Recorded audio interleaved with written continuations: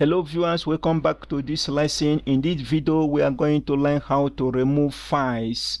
Let me do ls so that you will see what we have here.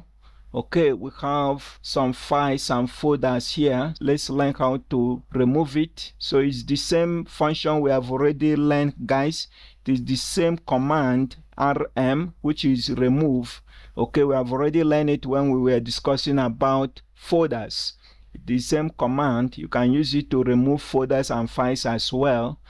Here I want to remove ebook.pdf, so I type ebook.pdf like this and press enter, and it has been removed. If I do ls, you can see ebook.pdf is no longer there.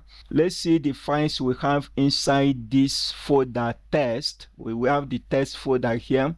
If I do ls test folder like this is what we have inside the test folder, guys. So I want to remove everything. Okay, I want to remove all the files and folders inside the test folder and leave the test folder to be empty. The test folder should be empty. I want to remove all these files and folders that are inside the test folder. To remove it, I do remove. So because there is folder included into it, I'm going to add R for recursion. I can also add F for forcefully remove it. What do I want to remove? I want to remove the test folder, but I want to remove only the content inside it. Because I want to remove the content inside it, I need to do this white card, to use this white card, which is asterisk. This asterisk is telling this command to remove what is inside the test folder, but the test folder is not going to be removed. If I press enter now, there is no error. If I do ls now, you see the test folder is still there, but let's see what is inside the test folder now. ls test folder, it is going to be blank. You can see there is nothing in it.